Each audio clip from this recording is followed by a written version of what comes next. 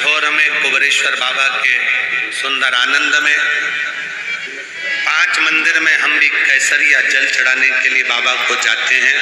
महादेव की होली सीहोर में मनाते हैं, वो 15 मार्च की रहेगी। होली में मोटे मोटे डूंड जलाए जाते हैं। डूंडा की राख तैयार होती है, उसका कालापन जो तैयार होता है उसको उठाकर ले आए और कपड़े में उसको छान कर राख तैयार कर 3-4 बार छानने के बाद उस भस्म को, जो होली महादेव की होली रात के समय 12 बजे से 1 बजे के बीच में शिव जी को समर्पित कर देता है और उस भस्म को उठाकर उसमें घी मिलाकर मस्तक पर तिलक लगाकर चले जाता है। वो जिंदगी में कभी हार नहीं सकता, विजय ही पाता है। उसकी कभी हार नहीं हो सकता, कभी हार नहीं सकता। शिव महापुराण की कथा कहती है वो भस्म विजयता को प्रदान करती है। आपको किसी से नहीं कहना, किसी के हाथ नहीं जोड़ना, केवल वो भस्म का तिलक लगाकर जिससे आपका काम निकालना है उसके सामने पहुंच जाए, आपको सुख का अनुभव हो जाए, कार्य सिद्ध। तो भस्म इतनी प्रबल हो। 3 जगह पर भस्म को जरूर लगाएं। भगवान विष्णु देव ऋषि नारद से कह रहे हैं 3 जगह। पहला मस्तक, भुकुटियों के बीच में आज्ञा चक्र होता है। यहाँ पर जब भस्म का तिलक लगाया जाता है तो व्यक्ति कभी धोखा नहीं खा सकता, कभी भटक नहीं सकता, मार्ग निश्चित कर लेता है। आज्ञा चक्र, गले के नीचे जो खड्डा होता है उस जगह पर विशुद्धि चक्र होता है। शिव महापुराण की कथा करिए, यहाँ विशुद्धि चक्र है। शरीर को फाड़ोगे तो कोई चक्र नहीं मिलना, पर केंद्र बिंदु विशुद्धि चक्र का होता है। यहाँ पर जो भस्म लगाई जाती है, अगर मान लो हमें कोई औषधि की जगह विष भी दे दे तो वो अमृत बन जाता है। तो यहाँ विशुद्धि चक्र जहाँ भस्म लगे। तीसरा, वक्षस्थल, जहां पर अनाहत चक्र होता है। ये चक्र कैसा चक्र है? अगर कोई व्यक्ति आपसे नफरत करता है, कोई व्यक्ति आपके लिए अपशब्द कहता है, कोई व्यक्ति आपसे नफरत करता है, अनाहत चक्र पर त्रिपुंड लगाकर, अनाहत चक्र पर भस्म रमाकर अगर आप उससे 2 या 3 बार मिल लीजिए, कितना भी विरोधी होगा वो आपके पक्ष में आ जाएगा।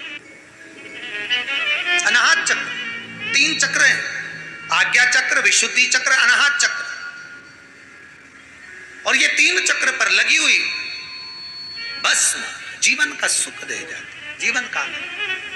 एक चीज और ध्यान करिए महाराज, जिस लड़का और लड़की का विवाह नहीं होता, मंगल हो गया, शनि हो गया, राहु केतु हो गया, या विवाह नहीं हो रहा है, उसके लिए भी कहा जाता है कि कहीं से आप प्रयास करिएगा, कहीं से अगर मौका मिल जाए, कहीं से आपको किसी रूप में अगर चांदी का पत्रा मिल जाए, चांदी का थोड़ा सा पत्रा, कोई वो कहते हैं हमारे यहाँ बर्क कह देते, पर असली चांदी की बर्क चाहिए। आजकल तो भगवान पे भी जो बर्क लगाई जाती है वो भी नकली है। असली चांदी की बर्क, उसको जलाकर उसकी जो भस्म तैयार करी जाती है, चांदी भस्म जो तैयार करी जाती है, उस भस्म से लड़का हो लड़की हो जिसका विवाह नहीं हो रहा हो, उसके हाथ में वो भस्म लगवाकर और बीच में हल्दी की एक बिंदी लगाकर शंकर के शिवलिंग का लेपन करा दिया जाए महाराज, प्रदोष के दिन। अलग हो गई वो भभूति, हो गई जादू टोना वाली भभूति, ये तो वो भभूति अलग हो गई, उसका कोई यहाँ वो उसका प्रमाण है अलग, पर तो यहाँ भस्म का प्रमाण, यहाँ भभूति का प्रमाण शिव कथा में नहीं है। क्योंकि शिव रोग से मुक्ति देते हैं, तो रोग निवारण का एक तरीका है भस्म को धारण करना। भगवान विष्णु कह रहे हैं देव ऋषि नारद, ये भस्म तुम्हारे जीवन को सुख दे जाएगी। भस्म, थोड़ी सी भस्म यदि आपके पास में है, भस्म से मतलब थापा कंडा बन गया, वो नहीं। अलोनी गोबरी गाय ने पौटा करा, वो सूख गया, उसको उठाया, जलाया, उसकी भस्म तैयार करी। वो भस्म शिवजी पे समर्पित होने वाली वो भस्म उस मिट्टी के अंदर डाली जाए। अलोनी गोबरी की जो भस्म होती है, गाय जो पोटा करती है और वो गाय का जो गोबर होता है वो सूख जाता है, सूखने के बाद जो उसकी भस्म होती है वो भस्म बड़ी काम की होती है। उसको जब जलाते हैं और जलाकर उसकी भस्म बनाते हैं तो वो बड़ी काम की रहती है, बहुत काम। हम तो यहां तक कहेंगे, जिस नारी के बच्चादानी के अंदर अगर गर्भ में गांठ हो गई है या बच्चादानी के अंतर्गत कोई भी परेशानी उसके जीवन में आ गई है कि डॉक्टर बोल रहा है कि आपकी ये ऑपरेशन कराना ही पड़ेगा, तो हम इस निवेदन को जरूर करना चाहेंगे कि प्रयास करिएगा। देसी गाय जब गोबर करे, पोटा करे और वो सूख जाए,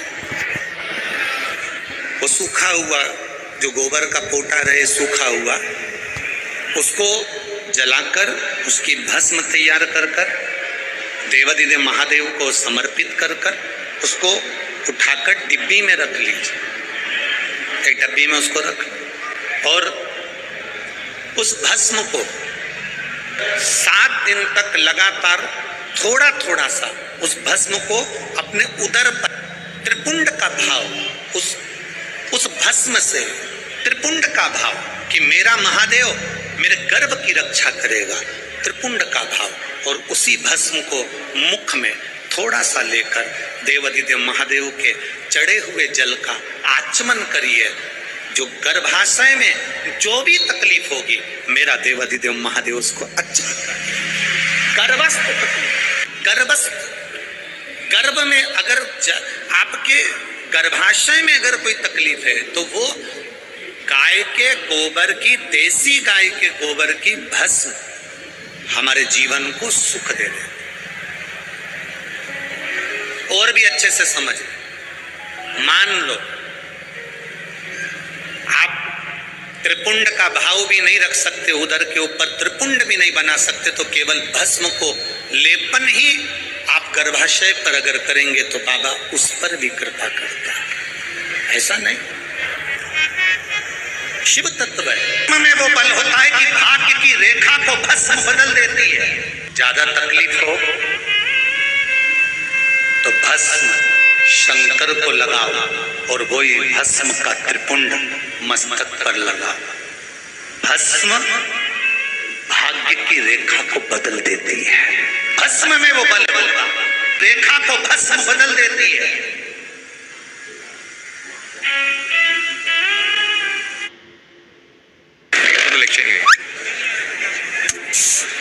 जा 250 ml वाली पेप्सी लेकर आ।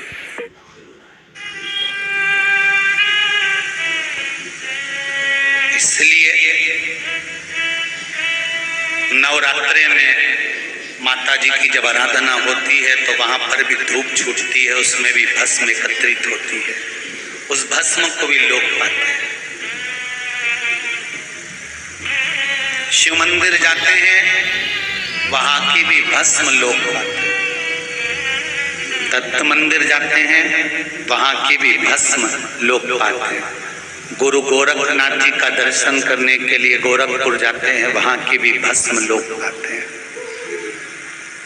संत, साधु, सन्यासी, तपस्वी, साधक जहां तप करते हैं वहां पर धूपाड़ा लगता है, वहां की भी भस्म लोग पाते हैं,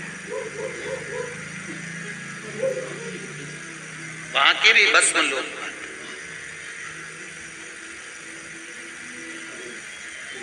भस्म साधारण नहीं होती, कि भस्म कोई साधारण नहीं होती महाराज,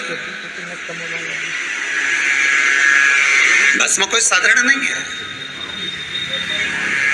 आप अगर शिव को भस्म समर्पित कर रहे हो और उस भस्म को आप धारण कर रहे हो, 2-10 तिलक आप लगा रहे हो, तो उसका कोई सुख उसका सुख जरूर प्राप्त होगा, उसका आनंद जरूर प्राप्त होगा। जिस भस्म को आप धारण कर कि आप चाहते हैं कि कोई रोग हमको ना घेरे, आप चाहते हैं कि कोई रोग हमको ना घेरे, और आपको लग रहा है कि कोई रोग ऐसा है जो घेर रहा है, या कोई शरीर में ऐसा रोग उत्पन्न होने वाला है, या कोई बीमारी ऐसी उत्पन्न होने वाली, तो उसके लिए सबसे सुंदर तरीका है कि शंकर जी पर अलोनी जो गोबरी होती है, गोबरी जानते हो, कंडा, अलोना कंडा, अलोनी गोबरी, मतलब गाय ने गोबर करा और वो सूख गया, उसको थापा नहीं